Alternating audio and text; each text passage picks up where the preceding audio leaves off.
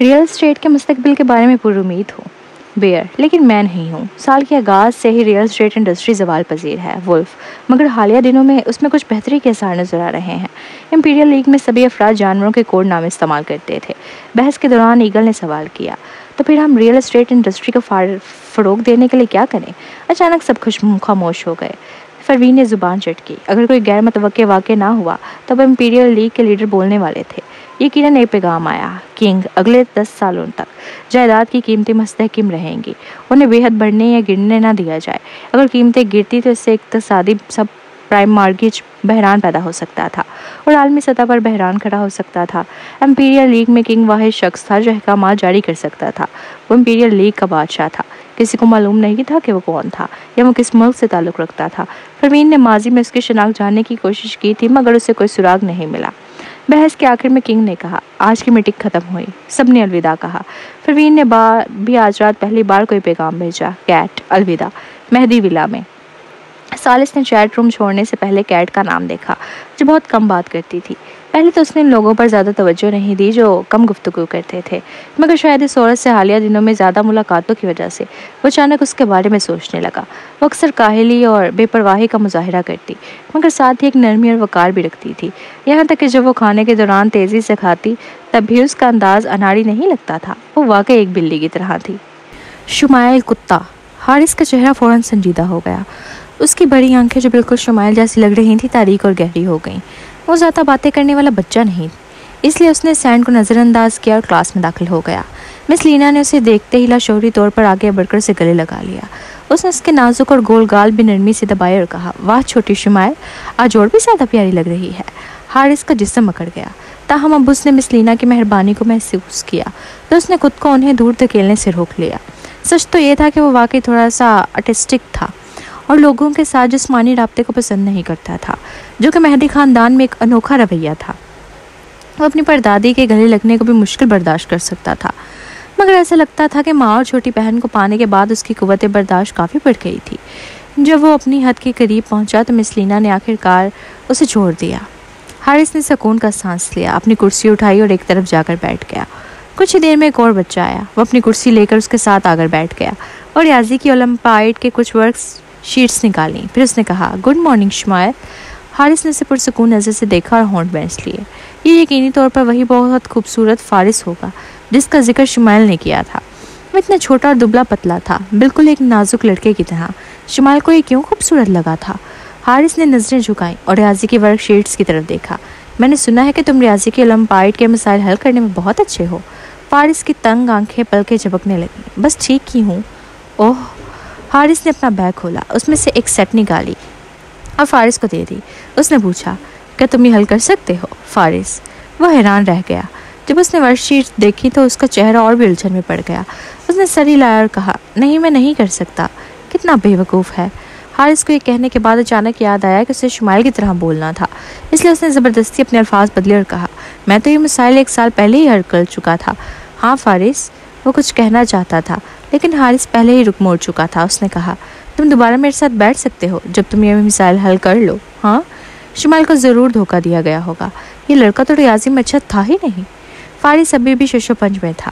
کل تک وہ صرف شمائل کو پیارا اور دلکش سمجھتا تھا، مگر اس لمحے اسے لگا کہ وہ واقعی غیر معمولی ہے، لہٰذا وہ ضرور اس کے ساتھ بیٹھ کر اس سے مشورہ لے گا۔ حارث کو اس کی سوچ کا بالکل بھی اندازہ نہیں تھا۔ کلاسوں کا شیڈول کافی سخت تھا۔ صبح 10 بجے کے قریب ٹیچر نے بچوں کو وقفہ لینے کی اجازت دی۔ حارث اٹھا اور باتھ روم جانے کا ارادہ کیا۔ اب اس وقت ایک اسکرٹ پہنے ہوئے تھا، لیکن شمائل کی طرح اچھل کود کرنے کی بجائے اس کے قدم بالکل مستحکم تھے۔ جیسے وہ کلاس روم سے باہر نکلا، وہ لاشعوری طور پر مردانہ واش روم میں چلا گیا۔ برینڈن جو وقفے کے دوران اسے ڈھونڈنے آیا تھا حیران رہ گیا۔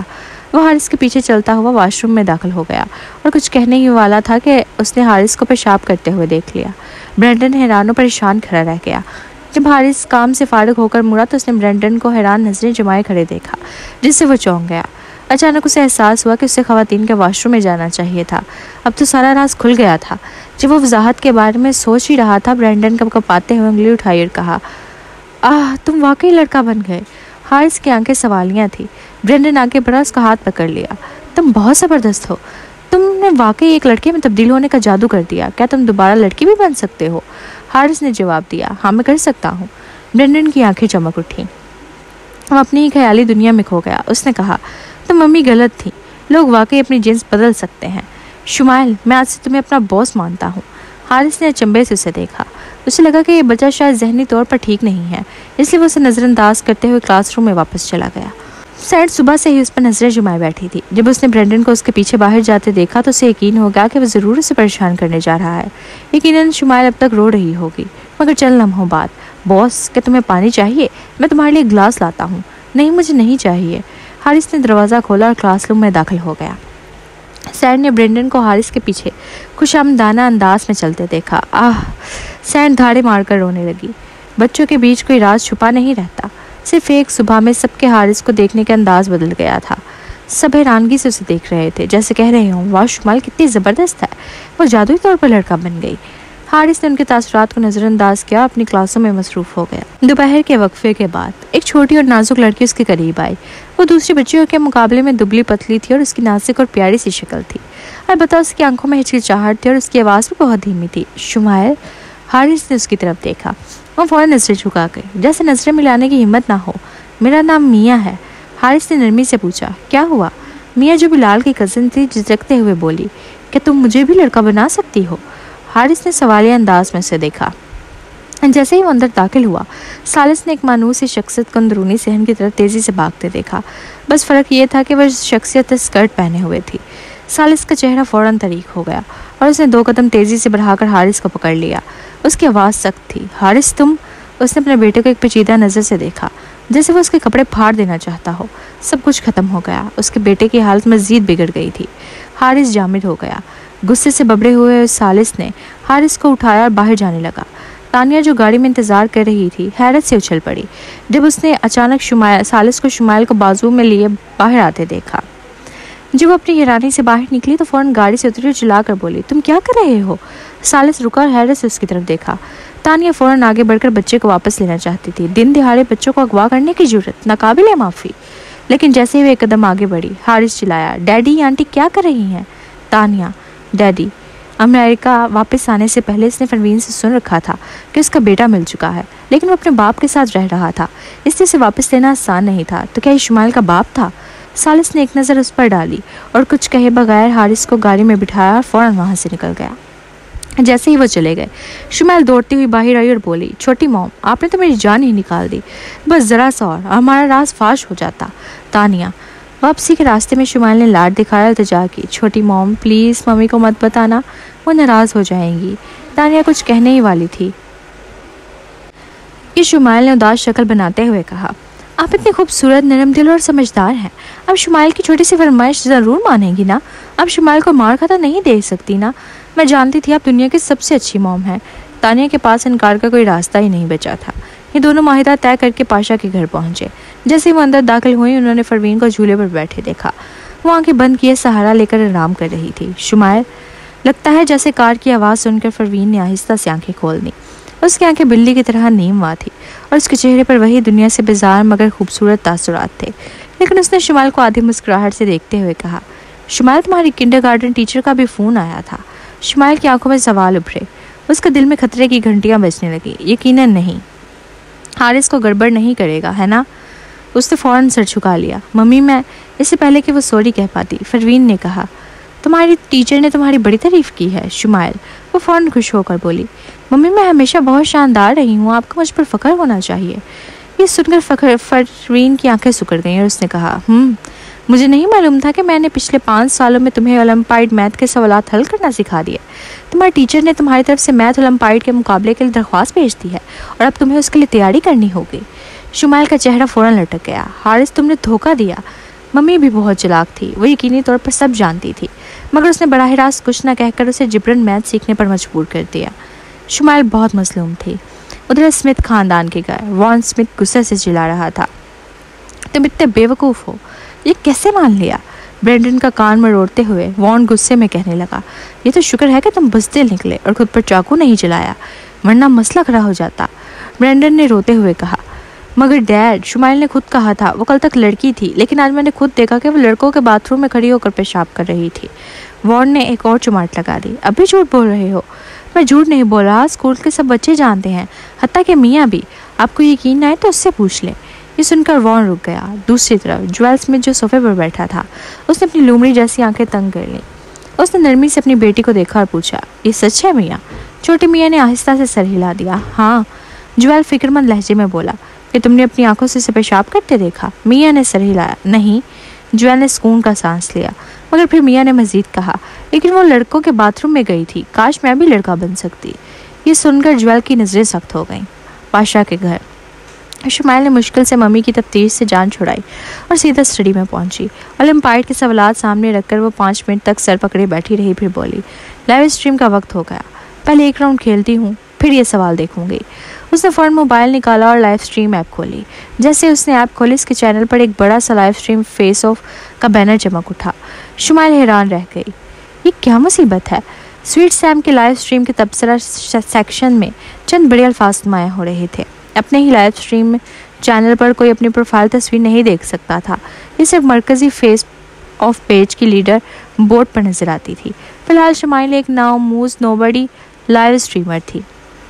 اگرچہ اس کے پاس اسپانسر گرینڈ پا جیسے بڑے سپورٹرز تھے، پھر بھی وہ صرف 2 لاکھ فالوورز ہی حاصل کر سکی تھی۔ وہ بھی مشہور لائیو اسٹریمرز کے مقابلے میں نہیں آتی تھی جن کے ملینز میں فالوورز تھے۔ ایونٹ سیکشن کے ٹاپ پر جو تصاویر نمایاں کی گئی تھیں وہ سب مشہور لائیو اسٹریمرز کی تھیں۔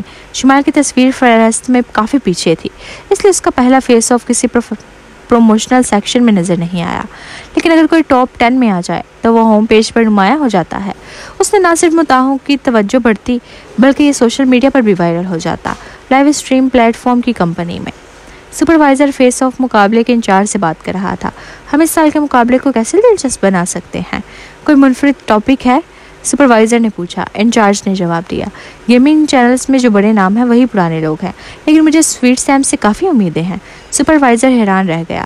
سویٹ سیم، اس کے کتنے فالوورز ہیں؟ 2 لاکھ۔ سپروائزر نے لاپرواہی سے کہا، 2 لاکھ فالوورز کے ساتھ کیا کیا جا سکتا ہے؟ ہمارے پاس ایسے بے شمار نوبڑی لائیو اسٹریمرز ہیں۔ انچارج نے ہنستے ہوئے کہا، لیکن وہ صرف 5 سال کی بچی ہے۔ یہ سن کر سپروائزر حیران رہ گیا۔ واقعی؟ انچارج نے سر ہلایا۔ ہاں بالکل، یہ دیکھیں، اس نے اپنے لائیو اسٹریم میں اپنا چہرہ دکھایا تھا، یہ چیز ہائپ بنانے کے قابل ہے۔ سپروائزر نے کہا، پھر انتظار کس بات کا؟ اسے سوشل میڈیا پر ڈال کر وائرل کرو۔ مگر انچارج نے پراسرار مسکراہٹ کے ساتھ کہا، ابھی نہیں۔ کیوں؟ ابھی اس پر اتنی توجہ نہیں ہے، جب یہ ٹاپ 10 میں آ جائے گی تب ہائپ خود بخود بن جائے گی۔ سپروائزر ہنسا۔ 2 لاکھ فالوورز والا کوئی انجان لائیو اسٹریمر ٹاپ 10 میں کیسے آ سکتا ہے؟ یہ اگر ٹاپ 20 میں بھی آ جائے تو بڑی بات ہوگی۔ انچارج نے پھر پراسرار مسکراہٹ دی اور کہا، کیا آپ جانتے ہیں کہ اس کے ٹاپ فین نے اسے کتنے پیسے دیے ہیں؟ $1.5 ملین۔ اتنی رقم تو اسے سیدھا ٹاپ 10 میں لے آئے گی۔ انچارج نے شمائل کی تصویر دکھاتے ہوئے کہا، یہ دیکھیں، کیا آپ جانتے ہیں کہ یہ کون ہے؟ مجھے لگتا ہے کہ یہ کسی امیر گھرانے کی بچی ہے جو بس تفریح کے لیے یہاں آئی ہے۔ اس کا ٹاپ فین اسے حد سے زیادہ لاڈ کرتا ہے۔ سپروائزر نے تصویر کو غور سے دیکھا، پھر سر ہلا کر کہا، میں نیو یارک کے کچھ امیر بچوں کو جانتا ہوں، مگر یہ مجھے نہیں پہچانی جا رہی۔ سپروائزر نے اپنا موبائل نکالی اور سویٹ سیم کا لائیو اسٹریم دیکھنے لگا۔ 5 منٹ میں ہی شمائل نے کئی شاندار جملے بول دیے۔ مثلاً جب ایک کھلاڑی نے شروعات میں اس کی ٹیم نہ جوائن کرنے پر شکایت کی اور جب شمائل نے وضاحت کی تو وہ بدتمیزی پر اتر آیا۔ شمائل نے فوراً کہا، کیا تمہارا پورا خاندان نکموں میں مہارت رکھتا ہے؟ سپروائزر کو پہلے تو یہ جملہ سمجھ نہیں آیا، مگر کمنٹس میں وضاحت ملی۔ ہاں، لائیو اسٹریمر کہہ رہی ہے کہ اس کا پورا خاندان نکما ہے۔ یہ کتنی تیز زبان ہے، یہ بہت کیوٹ ہے، کسی نے سوال کیا۔ تم نے یہ تمام جملے کہاں سے سیکھے؟ شمائل نے معصومیت سے جواب دیا، کچھ میں نے انٹرنیٹ سے دیکھے اور کچھ میں نے خود بنائے۔ ہاں، سپروائزر 10 منٹ تک ہنستا رہا۔ سویٹ سیم کی زبانی لوگوں کی کلاس سننا واقعی مزہ دے رہا تھا۔ اس نے انچارج کی طرف دیکھتے ہوئے کہا، یہ بچی ایک نیچرل انٹرنیٹ سٹار ہے، لوگ اسے فوراً جڑ جاتے ہیں۔ جب یہ کسی کو ڈانٹتی ہے تو یہ برا محسوس نہیں ہوتا، بلکہ سننے میں اچھا لگتا ہے۔ اگر ہم نے اسے ٹھیک سے پروموٹ کیا تو یہ ملک بھر میں مشہور ہو سکتی ہے۔ اس کی تصویر بہت دھندلی ہے، اسے ہائی ڈیفینیشن میں لے آؤ، ہم اسے اپنا چلتا پھرتا اشتہار بنانا ہوگا۔ دوسری طرف شمائل اپنی جیت سے بے خبر تھی، چونکہ اس کا حریف ایک عام لائیو اسٹریمر تھا جس کے پاس 1 لاکھ کے قریب فالوورز تھے، اور اس کے پاس کوئی اسپانسر گرینڈ پا یا اسپانسر ڈیڈی نہیں تھا۔ وہ شمائل کا مقابلہ نہیں کر سکتا تھا۔ لائیو اسٹریمر ختم کرنے کے بعد شمائل نے اپنا موبائل رکھا اور میز پر موجود میتھمیٹیکل اولمپائڈ کی ورک شیٹس دیکھی۔ اس کا چہرہ فوراً سکڑ گیا۔ او نہیں، پھر سے ہوم ورک۔ حارث بچاؤ۔ نیچے پروین کھانے کے بعد اوپر جا رہی تھی۔ वो सीढ़ियों पर थी जब उसने मेलिसा को जावर से पूछते सुना, जावर तुम्हारे पास कितने नकदी हैं? जावर ने जवाब दिया, तकरीबन 3 लाख। क्यों? मेलिसा ने गहरी सांस ली। कम से कम $3 मिलियन चाहिए होंगे। जावर हैरान हो गया, इतनी बड़ी रकम अचानक क्यों चाहिए? सब खैरियत है? मेलिसा ने कुछ लम्हे हिचकिचाहट के बाद कहा, नहीं कुछ नहीं। परवीन जो सीढ़ियों पर खड़ी ये सब सुन रही थी वही रुक गई। कमरे में मेलिसा अपनी ज्वेलरी देख रही थी जब दरवाजे पर कदमों की आहट सुनाई थी। इसने पीछे मुड़कर देखा तो परवीन खड़ी थी। मेलिसा ने फौरन मुस्कुराते हुए कहा, परवीन क्या बात है? परवीन ने जेब से एक बैंक कार्ड निकाला और आगे बढ़ाया, ये ले लें। मेलिसा ने फौरन इनकार कर दिया, ये तुम्हारी जेब खर्च है, मैं कैसे ले सकती हूँ? परवीन ने टेबल पर कार्ड रख दिया, मेरे पास पैसे हैं, आप रख लो। मेलिसा की आंखों में नमी आ गई। ये लड़की ऊपर से सर्द मोहर लगती थी मगर इसका दिल बहुत ज़्यादा गर्म था। मेलिसा ने कार्ड ले लिया और खुशी से नीचे चली गई। जैसे ही वो नीचे आए मेलिसा ने देखा कि मारिया बेसब्री से उनकी तरफ आ रही थी। उसके चेहरे पर कुछ तकब्बुराना तासुर था। हालांकि वो तानिया के मामले पर मेलिसा से नाराज़ थी, फिर भी उसने सख्त लहजे में पूछा, क्या तुमने मेरे पैसे तैयार कर लिए हैं? मेलिसा परवीन की दी हुई बैंक कार्ड को थामते हुए नरमी से मुस्कुराई, मेरे पास सिर्फ $3 लाख से थोड़ा ज़्यादा है, चलो पहले ये इस्तेमाल कर लेते हैं। ये सुनते ही मारिया ने हकारत से लब भींच ली और कहा, सिर्फ $3 लाख? आखिर 3 लाख से कितने ज़्यादा हैं? इजाफी रकम परवीन के बैंक कार्ड से आई थी, लेकिन मेलिसा ने ATM पर जाकर बैलेंस चेक नहीं किया था, इसलिए उसने लापरवाही से जवाब दिया, तकरीबन $20,000 ज़्यादा होंगे। आखिरकार सर्जन्स अच्छी खासी कमाई करते हैं, लेकिन परवीन अभी कम उम्र थी, इसलिए मुमकिन नहीं था कि उसके पास इतने ज़्यादा पैसे हों। अंदाज़ा यही था कि इसके कार्ड में बमुश्किल $20,000 होंगे। मारिया ने उस पर और ज़्यादा हकारत भरी नज़र डाली और कहा, इतने कम पैसे? क्या तुम मजाक कर रही हो? अगर तुम्हारा बड़ा भाई इस बात से परेशान ना होता कि तुम मुश्किल में हो और वो हमसे इसरार ना करता कि तुम्हें भी इस मौका में शामिल कर लें तो मैं यहाँ आने की जहमत भी ना करती, लेकिन तुम्हें हमें सिर्फ $3 लाख दे रही हो, क्या तुम हमें कमतर समझती हो? मेलिसा ने अपने हाथ सख्ती से बंद कर लिए। मारिया, तुम्हें मालूम है कि मेरे ख़ानदान की सूरत हाल क्या है? हम अपनी कारोबारी बहाली के लिए केयर फ्री पिल पर इंतजार कर रहे हैं और सारा सरमाया उसी की तैयारी में लगा हुआ है। हमारे पास बस यही $3 लाख है। मारिया ने तंजिया अंदाज में कहा, अगर मैं तुम्हारी जगह होती तो घर की गिरवी रख कर कम से कम $30 लाख का कर्जा ले लेती। ये सुनकर मेलिसा ने नफ़ी में सर हिलाया और कहा, मैं तो बस थोड़े बहुत पैसे कमाने के लिए सरमाया लगा रही हूँ, घर गिरवी रखने की ज़रूरत नहीं। मारिया ने गुस्से से कहा, अगर तुम $30 लाख की सरमायाकारी करो तो कम से कम 1.5 मिलियन के मुनाफा कमाओगी। सिर्फ $3 लाख, इतनी मामूली रकम। अगर तुम्हें पैसे कमाने हैं तो घर गिरवी रख दो, वरना छोड़ दो। मेलिसा ने संजीदगी से कहा, अगर ऐसा है तो फिर छोड़ दो। मारिया को यकीन था कि मेलिसा जिद तो करेगी, लेकिन आखिरकार हार मान जाएगी।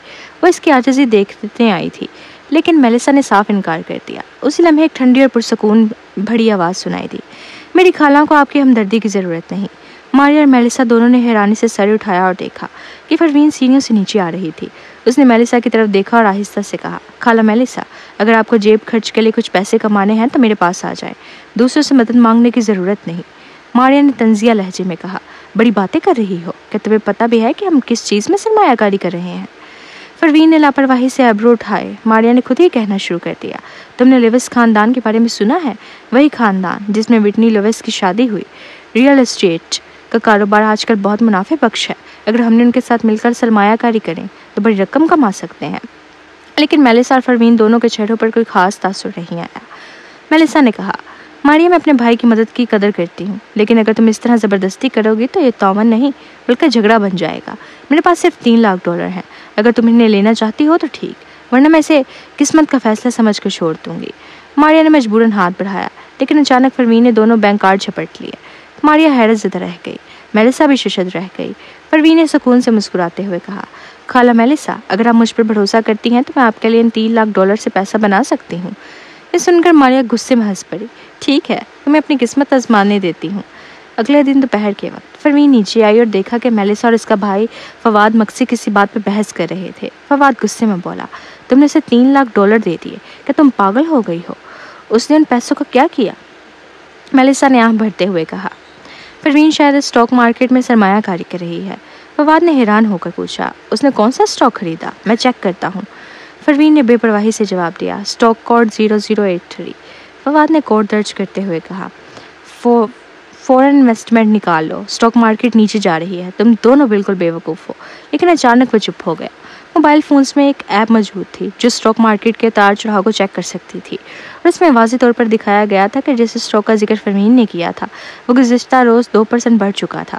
دوسرے الفاظ میں $3 لاکھ کی سرمایہ کاری نے محض ایک دن میں $6,000 کا منافع کما لیا تھا۔ اس گرتی ہوئے اسٹاک مارکیٹ میں اس کا بڑھنا بلا شبہ بہت متاثر کن تھا۔ فواد ایک سنجیدہ اور متوازن درمیانی عمر کے آدمی تھے جن کے چہرے کے نقوش میلیسا سے 50% ملتے جلتے تھے۔ ماریا کے تلخ اور طنزیہ چہرے کے برعکس ان میں ایک منفرد علمی تاجر ہونے کی وقارت موجود تھی۔ ان کی بھویں سختی سے تن گئی تھی، لیکن وہ پھر بھی سر اٹھا کر بولے، تمہارا کل کا منافع صرف قسمت کی بات تھی۔ اسٹاک مارکیٹ اس وقت بہت غیر مستحکم ہے، اس لیے ایک دن کے اضافے پر حیران ہونے کی ضرورت نہیں۔ یہ خاص اسٹاک حالیہ دنوں میں مسلسل گر رہا تھا، تمہیں آج ہی اسے بیچ دینا چاہیے۔ پھر وہ میلسا کی طرف سنجیدگی سے دیکھتے ہوئے بولے، مکسی خاندان کی روایات ہمیں جوئے اور نشے سے روکتی ہیں میلیسا۔ مجھے معلوم ہے کہ تمہیں مالی مشکلات کا سامنا ہے، اس لیے میں نے ماریا کو بھیجا تاکہ تمہیں ہمارے ساتھ سرمایہ کاری کرنے کا موقع دیا جائے، لیکن تم نے یہ سب کیوں کیا؟ میلیسا نے ان کی بات سنی، ان کے چہرے پر ایک عجیب سی اداسی چھا گئی۔ ایسا لگ رہا تھا جیسے اسے اپنے بڑے بھائی کو دیکھے ہوئے بہت وقت گزر چکا ہو۔ ماضی میں بہن بھائیوں کے درمیان بہت اچھے تعلقات تھے۔ اسے اب بھی یاد تھا کہ جب وہ زاور سے محبت میں گرفتار ہوئی تھی تو اس کے بھائی نے خاص طور پر زاور کے کردار کو جانچنے کے لیے قدم اٹھایا تھا۔ یہ فاصلہ ان کے درمیان کب آیا؟ ایسا لگتا تھا کہ یہ ماریا سے شادی کے بعد ہوا تھا۔ فواد اور ماریا کی شادی دراصل مکسی اور منشا خاندان کے درمیان ایک سیاسی بندھن تھا۔ فواد کے مزاج میں ایک ادبی وقار تھا اور شادی کے بعد انہوں نے ماریا پر مکمل بھروسہ کر کے اسے خاندان کے تمام معاملات کا انچارج بنا دیا تھا۔ ماریا ایک چھوٹی ذہنیت رکھنے والی عورت تھی۔ جب بھی فواد اپنی بہن کے ساتھ اچھا برتاؤ کرتا، وہ حسد میں آ کر بہت سخت اور تلخ باتیں کرتی۔ میلیسا نہیں چاہتی تھی کہ اس کے بھائی کے خاندان میں بدمزگی ہو، اس لیے وہ والدین کی وفات کے بعد مکسی خاندان میں بہت کم جاتی تھی۔ جب میلیسا خاموش رہی تو فواد نے آہ بھری، اپنا بٹوا نکالا اور ایک بینک کارڈ اس کی طرف بڑھاتے ہوئے کہا، مجھے معلوم ہے کہ ماریا کے الفاظ سخت ہوتے ہیں، لیکن کیا تمہیں واقعی لگتا ہے کہ میں تمہیں مصیبت میں چھوڑ دوں گا؟ اس میں $8 لاکھ ہے، انہیں فی الحال استعمال کر لو۔ پریشان نہ ہو، میرے اپنے پیسے ہیں، ماریا کو ان بارے میں معلوم نہیں۔ ان کے ہمدردانہ الفاظ نے میلیسا کو جذباتی کر دیا۔ وہ بھی ایک بہترین سلائی والے لباس میں ملبوس تھی جس سے ان کا پتلا اور نفیس جسم نمایاں ہو رہا تھا، جو اس کی شائستگی اور نزاکت کو مزید اجاگر کر رہا تھا۔ زاور کی غیر مندی کے علاوہ پاشا خاندان کی موجودہ پریشانیاں کی ایک اور بڑی وجہ یہ تھی کہ میلیسا خود بھی محدود زندگی گزارنے پر مطمئن تھی۔ اس نے زندگی میں ہمیشہ سادگی کو ترجیح دی، زیادہ میل جول نہیں رکھا اور پیسوں کو زیادہ اہمیت نہیں دی۔ اس لیے جب فواد نے کل اسے فون کیا تو وہ فوراً مان گئی تھی۔ ریئل اسٹیٹ کا کاروبار تیزی سے بڑھ رہا تھا۔ اس کے علاوہ لو خاندان نیو یارک کے ایک معزز اور قابل اعتماد خاندان میں سے ایک تھا۔ سب ان کے بارے میں جانتے تھے، لہٰذا ان کے ساتھ سرمایہ کاری میں کوئی خطرہ نہیں تھا۔ لیکن اب میلیسا نے بینک کارڈ واپس فواد کی طرف بڑھاتے ہوئے کہا، فواد میں نے غلط اندازہ لگایا، ہمارے پاس خرچ کرنے کے لیے کافی پیسے ہیں۔ اس کے علاوہ ایک بار جب ہم اس مہینے کو پار کر لیں گے تو کیئر فری پلز کی پیداوار کے اخراجات کی واپسی کے بعد ہمارے پاس پیسے آ جائیں گے۔ ہمیں واقعی مزید رقم کی ضرورت نہیں ہے۔ جب اس نے اصرار کیا تو فواد نے مزید دباؤ نہیں ڈالا۔ پھر بھی وہ اسے خبردار کرتے ہوئے بولا، اسٹاک مارکیٹ میں بہت زیادہ خطرہ ہوتا ہے۔ یہ $3 لاکھ ایک تجربہ سمجھ کر لگائے ہیں، لیکن اس سے زیادہ مت لگانا، ٹھیک ہے؟ میلیسا خود بھی اسٹاک ٹریڈنگ کے حق میں نہیں تھی۔ اس نے کل محض پروین کی نیت کی قدر کرتے ہوئے اسے 3 لاکھ دیے تھے، لہٰذا اس نے فواد کے مشورے پر اس بات میں سر ہلا دیا۔ پروین نے اپنا پورا مکالمہ سنا اور اس کا فواد کے بارے میں اچھا تاثر قائم ہو گیا۔ جب وہ جانے کے لیے مڑے تو پروین نے اچانک کہا، انکل فواد ذرا رکیے۔ فواد رک گئے اور الجھن میں اس کی طرف دیکھا۔ اس کے چہرے پر کوئی ناپسندیدگی نہیں تھی، بلکہ صرف سنجیدگی سے جانچنے والی نظروں کا تاثر تھا۔ اس میں وہ اعتماد اور کوشش تھی جو صرف علمی خاندانوں میں پائی جاتی تھی، جس سے وہ ایک مہذب شخص نظر آ رہے تھے۔ یہ افسوس کی بات تھی کہ ان کی بیٹی شیزا اس وقار کو وراثت میں نہیں لے سکی تھی۔ پروین نے سوچ کو نظر انداز کیا اور کہا، انکل فواد، ریئل اسٹیٹ کا کاروبار مستقبل میں اچھا نہیں چلے گا۔ کیا مکسی خاندان واقعی لو خاندان کے ساتھ سرمایہ کرنے جا رہا ہے؟ فواد اس کی بات سن کر حیران رہ گئے، لیکن اس نے فوراً انکار نہیں کیا۔ کچھ دیر سوچنے کے بعد وہ بولے، لو خاندان ریئل اسٹیٹ انڈسٹری میں کئی سالوں سے ہے اور ان کے بینک کے ساتھ بہترین تعلقات ہیں۔ اگر انہیں فنڈز کی ضرورت ہے تو وہ قرض کیوں نہیں لے رہے؟ اور پھر انہوں نے مہدی خاندان کے ساتھ شراکت کیوں نہیں کی؟ وہ دونوں ایک ہی صنعت میں ہیں، اس لیے ان کے لیے تعاون کرنا زیادہ فائدہ مند ہوتا۔ شاید آپ آس پاس پتہ کریں۔ مسٹر مہدی نے ان کی پیشکش مسترد کر دی ہوگی۔ فواد کے چہرے پر سنجیدگی آ گئی۔ چند لمحوں کے بعد انہوں نے کہا، ٹھیک ہے۔ وہ جلدی سے روانہ ہو گئے۔ پروین نے اس کی بات کی پرواہ نہیں کی کہ وہ اس کی بات پر یقین کرتے ہیں یا نہیں۔ उसे बस यही कहना था और उसने अपनी जिम्मेदारी पूरी कर दी थी। वो सीधा ऊपर अपने कमरे में चली गई। फवाद जब पाशा की रिहाइशगाह से निकले तो उनके चेहरे पर गहरी सोच का तासुर था। उन्होंने फौरन अपने ड्राइवर से कहा, मेहदी कारपोरेशन ले चलो। ये सुनकर ड्राइवर ने गाड़ी मेहदी कारपोरेशन की तरफ मोड़ दी। जल्द ही वो मंजिल पर पहुंच गए। मेहदी कारपोरेशन की इमारत में दाखिल होते ही फवाद ने अंदरूनी इस्तकबालिया पर अपना नाम दिया। सालिस मेहदी इस वक्त हारिस की तालीम की निगरानी कर रहे थे। जब उन्हें फवाद की आमद की खबर मिली तो वो पहले उन्हें नज़रअंदाज करना चाहते थे, लेकिन जब उन्हें ख्याल आया कि वो मेलिसा के भाई हैं तो उन्होंने मिलने की इजाज़त दे दी। कुछ देर बाद फवाद उनके दफ्तर में दाखिल हुए। चंद रस्मी जुमलों के बाद सालिस ने संजीदगी से पूछा, मिस्टर मिक्सी आप यहाँ कैसे? फवाद जो उम्र में उनसे 20 साल बड़े थे, उनके दबदबे का सामना न कर सके। उन्होंने हल्की मुस्कुराहट के साथ कहा, मैंने सुना है कि आपने कहा था कि रियल एस्टेट इंडस्ट्री का मुस्तकबिल अच्छा नहीं। सालिस ने फौरन भवें उठाई और पूछा, आपसे ने किसने सुना? सालिस का चेहरा संजीदा और सर्द था जब वो बोला। उसकी गहरी बेकनार आंखों में उसके एक नाकाबिले फहम चमक थी और उसकी आंख के कोने पे मौजूद हुस्न का तिल एक ठंडे तासुर को जन्म दे रहा था। फवाद उसके रद्द अमल से चौंक गया। वो हकलाया, क्या मिस्टर सालिस ने ये बात नहीं कही थी? क्या परवीन उसे झूठ बोल रही थी? अपने ख्यालात में गुम फवाद ने सुना कि सालिस आहिस्ता इससे कह रहा था, हकाम ने अभी तक कोई कौमी पॉलिसी का ऐलान नहीं किया, तुम ऐसी अफवाहें क्यों फैलाता? मिस्टर मिक्सी, आप मुझसे अपनी तवक्कात से कहीं ज़्यादा अहम समझ रहे हैं। वो तो महज एक आम ताजिर था। वो मुस्तकबिल के माशरे रुझानात इतनी वजाहत से कैसे बता सकता था? तभी फवाद का एहसास हुआ कि उससे गलती हुई है। आला ओहदों पर फाइज अफराद सबसे ज़्यादा ताजिरों की ऐसी बसीरत से खौफजदा होते हैं जो मैशियत के रुझानात का दुरुस्त अंदाज़ा लगा सके। सालिस ने हमेशा अपने अमाल और रवैये में एहतियात बरती थी। तो ऐसी बातें क्यों कहता जब तक कि सरकारी पॉलिसियाँ जारी ना हो जाती? आज उसे क्या हो गया था? उसने महज एक मबहम बयान सुनकर खुद ही आकर वजाहत तलब कर ली। वो फ़ौरन खड़ा हुआ और बोला, माजरत मैं, मगर इससे पहले कि वो कुछ और कहता, सालिस के चेहरे पर सख्त तासुरात धीरे धीरे मानद पड़ गए और वो पुरसकून लहजे में बोला, फिक्र न करें मिक्सी, मेरा अंदाज़ा है कि मुतल्लिका पॉलिसियाँ चंद दिन में, शायद एक हफ्ते से भी कम वक्त में ऐलान कर दी जाएंगी। फवाद, वो हैरत ज़दा रह गया। तो क्या वो इस बात की तस्दीक कर रहा था? अगरचे जब वो मेहदी कारपोरेशन से निकला तो उसका चेहरा बेतासुर था, मगर अंदर से वो शदीद हिल चुका था। मिस्टर सालिस ने दर हकीकत मिस परवीन को इतनी अहम खबर दे दी थी। इन दोनों के दरमियान आखिर कैसा ताल्लुक था?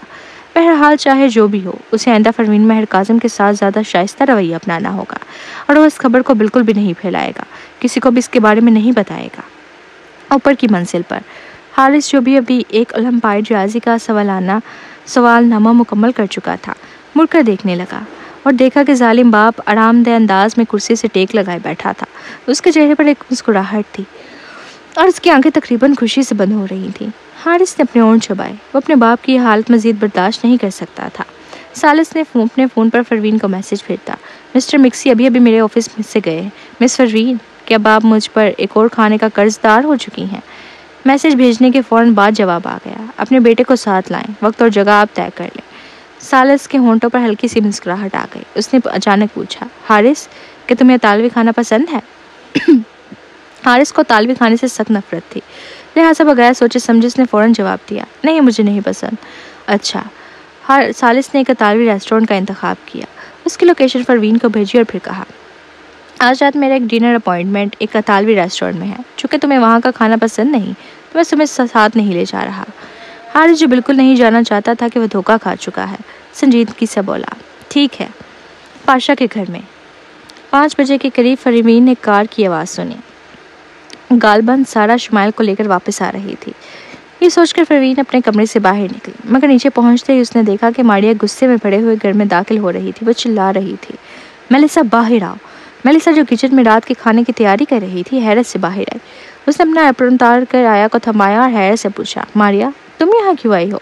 मारिया आगे बढ़ी, उंगली से मेलिसा की तरफ इशारा किया और गुस्से से चिल्लाई, तुमने फवाद से क्या कहा? वो अब सरमायाकारी नहीं कर रहा, सिर्फ इसलिए कि तुम पैसा कमाने के ख्वाहिशमंद नहीं हो।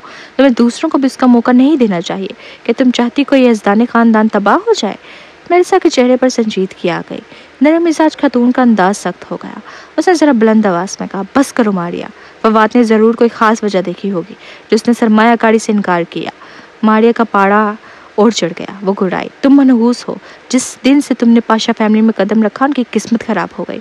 अब तुम्हारा अगला निशाना मिक्सी खानदान है ना? परवीन ने सीढ़ियों पर खड़े होकर ठंडे लहजे में पूछा, आंटी मारिया, क्या सब्ज रंग मंशा खानदान की पसंदीदा रंग है? मारिया चौंक गई। کیا مطلب؟ پروین کے لبوں پر مسکراہٹ آئی۔ کیونکہ آپ کا خاندان صرف سبز نوٹوں کو اہمیت دیتا ہے۔ تم مغرور اشرافی ایسے تانوں کو سخت ناپسند کرتے ہیں جو انہیں صرف دولت کے پجاری ظاہر کریں۔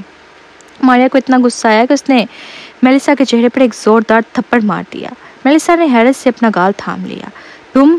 ماریا نے غرور سے اپنی ٹھوڑی اٹھائی اور کہا، تو کیا ہوا اگر میں نے تمہیں مارا؟ میں تمہارے بھائی کی بیوی ہوں، کیا تم مجھ پر ہاتھ اٹھانے کی ہمت کرو گی؟ لیکن جیسے ہی اس نے یہ کہا، تھپڑ! ماریا کی آنکھوں کے سامنے اندھیرا چھا گیا اور پھر ایک زوردار آواز گونجی۔ اس سے پہلے کہ وہ کچھ سمجھ پاتی، اس کا سر ایک طرف مڑ چکا تھا۔ اس کے گال پر جلتی ہوئی شدید تکلیف محسوس ہوئی۔ تب جا کر اسے احساس ہوا کہ کسی نے اسے تھپڑ مارا ہے۔